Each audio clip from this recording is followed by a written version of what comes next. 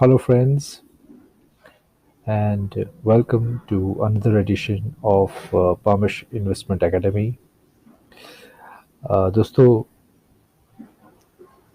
पिछले वीडियो में हमने सब्स्टिट्यूशन बायस पे बात की थी। ये जो करंट सीरीज चल रही है, उसमें हम इन्वेस्टिंग करते समय जो मेंटल बायसेस होते हैं माइंड में, और वो कैसे आपके इन्वेस्टमेंट डिसीजंस को अफेक्ट कर सकते हैं, इसके ऊपर हम बात कर रहे हैं और उसको समझने की कोशिश कर रहे हैं, ताकि हम जब इन्वेस्टमेंट करते हैं करें तो ये कॉग्निटिव बायसेस, ये मेंटल बायसेस से बच सके या एटलीस्ट सतर्क रह सके। आज जिस बायस की हम बात कर रहे हैं वो है रीसेंसी बायस। रीसेंसी बायस, फ्रेंड्स, कभी ना कभी हम सभी ने अप्रेजल का सामना किया है। जब आपका पूरे साल का काम आपके एचआर हेड के सामने होता है, आप इंटरव्यू दे रहे होते हैं उनको, वो आपको बताते हैं, फीडबैक देते हैं कि आपका पूरे साल का कैसे रहा, क्या रहा। लेकिन एक बात अगर आप नोटिस करोगे तो 90% ऑफ द टाइम आपने जो लास्ट 2-3 महीने में किया है उसी के ऊपर ज़्यादा बात होगी। फोकस भी उसी के ऊपर रहता है, आपके सीनियर का या एचआर हेड का, when they are discussing your appraisal. आपने पूरे साल 11 महीने भले ही एकदम अच्छा परफॉर्मेंस दिया हो, एकदम अच्छा काम किया हो, लेकिन अगर 12th मंथ में आपसे बहुत मिस्टेक्स होती है या कुछ बड़ी चीज़ें आपसे मिस हो जाती है या आप परफॉर्म नहीं कर पाते हो, तो फोकस पूरा उसी के ऊपर रहेगा। In a rational world, in an ideal world, पूरे 12 महीने को देखा जाना चाहिए, and then it should be, the verdict should be whether you have performed well or not. But we don't live in an ideal rational world. तो वो जो 12वें महीने का जो खराब आपका परफॉर्मेंस रहता है, उसी के ऊपर पूरा का पूरा फोकस रहता है। Correct. This is an example of recency bias. Right. और एक एग्जाम्पल लेते हैं। अनफॉर्चुनेट इवेंट हुआ था यूएस में इन द ईयर 2001, 9/11 इवेंट जिसे कहते हैं। राइट। वो इवेंट होने के बाद बहुत सारी एयरलाइंस, प्राइवेट एयरलाइंस वहाँ पे बैंक्रप्सी के कगार पे आ गई, क्योंकि लोगों ने एयरलाइन से ट्रैवल करना ही बंद कर दिया था काफ़ी टाइम के लिए। अनदर एग्जाम्पल ऑफ रीसेंसी बायस, क्योंकि लोगों के माइंड में वही दृश्य बार बार आ रहा था, जो अनफॉर्चुनेट इवेंट का, the planes hitting the twin towers, and that was what affecting their decision. In fact 9/11 के बाद सिक्योरिटी इतनी कड़ी हो गई थी, इतने सब अलर्ट हो गए थे कि probably it would have been the safest time to travel. But again, we don't live in a rational ideal world, and it's understandable. It's easier to say that you need to be rational, you need to be rational, but certain things affect the human mind in a peculiar way, and we have to understand it, how it affects, so that its results on our investment decisions don't have too much of a negative fallout, right? अभी यही recency effect को हम लेके चलते हैं investment decisions में, वो कैसे इफेक्ट करते हैं।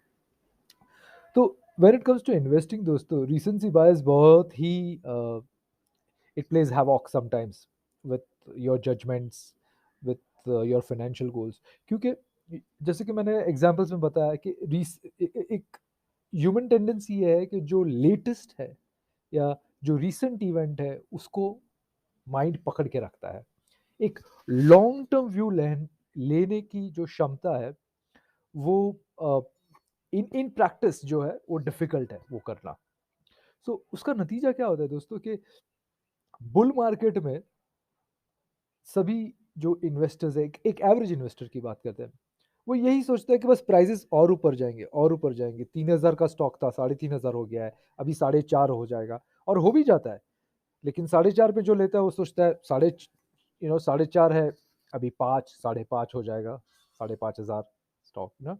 सो माइंड ये एक तरीके से क्वेश्चन नहीं करता कि इसकी वैल्यूएशंस क्या है, इसका पोटेंशियल क्या है, इसके कैश फ्लो के प्रोजेक्शंस क्या है, क्या ये जस्टिफाई करता है ये price. The only thing that the mind remembers is कि for the last 1.5 years or 2 years, the price has been going up, so it will only go up. Right? So, and the opposite thing happens in the bear market. As an investor, as to an average investor, the falling price every day is the one memory that stays with him throughout, day in, day out.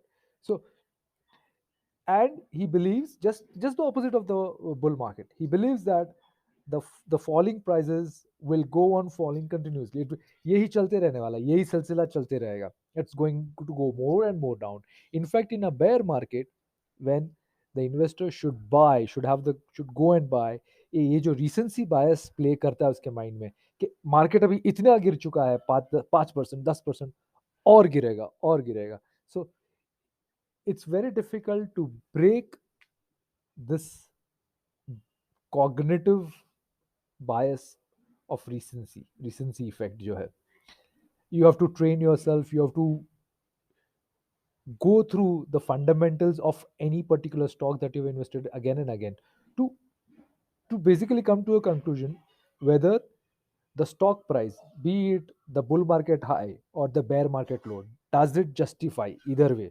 क्या इतना ऊपर होना चाहिए, same way bear market में क्या वो इतना नीचे गिर जाना चाहिए. Correct. So recency bias cuts both ways, in the bear market, in the bull market as well. And you need to be careful about it. Don't stray too far away from the fundamentals. Okay. दूसरा जो रीसेंसी बायस create करता है, this is important, आप ये समझने की कोशिश कीजिए. रीसेंसी बायस बहुत बार इन्वेस्टर्स को वैल्यू ट्रैप में लाके खड़ा कर देता है. वैल्यू ट्रैप दोस्तों बेसिकली ये होता है कि आपको लगता है कि ये स्टॉक बहुत चीप हो गया है. इनफैक्ट वो चीप नहीं होता, आप लेते हो उसके बाद और 60-70% गिर जाता है. So that's a classic value trap. Recently अगर मैं आपको एग्जांपल दूं, तो 2-3 साल पहले Yes Bank, right, it went to 400 plus something, then it fell down, news negative आई तो जब वो 350-300 हो गया, तो बहुत सारे रिटेल इन्वेस्टर्स ने तभी उसमें एंट्री ली. बहुत सारे रिटेल इन्वेस्टर्स ने, it jumped many-fold up, the retail holding, it jumped up by a lot of percentage. क्योंकि लोगों के माइंड में उसकी रीसेंट प्राइस ही थी कि जो थी 400, क्या अरे 400 का अगर स्टॉक है, आज 300 हो गया है, 20% गिर गया है, तो वैल्यू क्या उसकी 300 है नहीं है, that was the right question to ask. But mind ने मारा शॉर्टकट, 400 थी, आज 20% गिर गया है, वो रीसेंट प्राइस 400 वही माइंड में रह गई थी लोगों के. So compared to that recent price that the Yes Bank stock had, उसकी कंपैरिजन में 300 looked very cheap. और यही 300 जब 200 हो गया, तो लोगों को लगा लेट्स एवरेज डाउन. ये जो एवरेज की ट्रैप में, एक एवरेज की ट्रैप में जब इन्वेस्टर फंसता है ना, तो ये रीसेंसी बायस का उसमें बहुत बड़ा हाथ होता है. उसको लगता है अरे 400 का अब भी था, अभी तो 200 का हो गया है, चलो मैं एवरेज कर लेता हूँ. The thing to ask over there is, what is the reason for this drastic fall? So recency bias ये एक वैल्यू ट्रैप्स भी कभी कभी क्रिएट कर लेते हैं, बिकॉज आपको सिर्फ माइंड में है उसकी रीसेंट प्राइस. 1,000 का स्टॉक था, 700 हो गया है, चीप हो गया है. 700 का वो कभी भी 300 भी हो सकता है दोस्तों, राइट. सो रीसेंसी बायस से बचिए, understand what it is, understand how it plays with your mind, and try to win over these cognitive biases through practice, right. क्या बायस है वो जानना एक बात है, उसके ऊपर काम करके to win over it is completely another thing, right. As I've said in one of my previous videos, many times you know what to do, but knowing what to do and to do, वही फासला आपको कभी कभी तय करने में काफ़ी दिक्कत हो जाती है. So friends, this was recency bias for you. I hope you find this video useful. In the next video, we'll take up another cognitive bias that affects our investment decisions. Till then, take care and hope to see you soon. Goodbye.